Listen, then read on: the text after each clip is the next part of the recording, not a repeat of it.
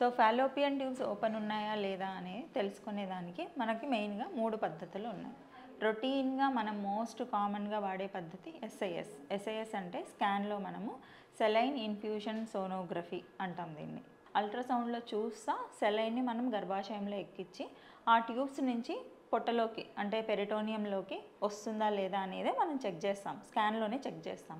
So ఇది ఒక పద్ధతి. రెండో పద్ధతి ఏంటి అంటే హెచ్ఎస్జి, హిస్ట్రోసాల్పింగోగ్రామ్. ఇది ఒక ఎక్స్రే అనమాట. ఇది అల్ట్రాసౌండ్ కాదు, ఇది ఒక ఎక్స్రే.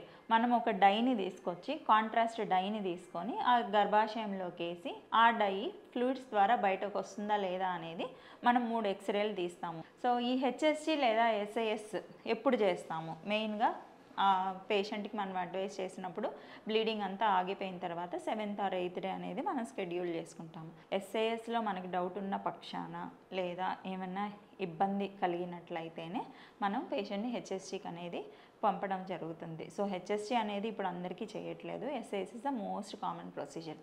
సో ఈ రెండిట్లో కూడా మనకు ఫాల్ట్ కనిపించింది. ఈ రెండిట్లో కూడా ట్యూబుల్ బ్లాక్ అనే ఉంది. అంటే ఫైనల్ ప్రొసీజర్ వచ్చి లాప్రోస్కోపీ. కెమెరా పొట్ట లోపల వేసి డైని కింద నుంచి ఇన్ఫ్యూజ్ చేసి ట్యూబ్స్లో నుంచి బయటకు వస్తుందా రాలేదా, ఇది మనం డైరెక్ట్ అండర్ ఐ విజన్ మన కళ్ళతో మనం దాన్ని చూస్తాం అనమాట.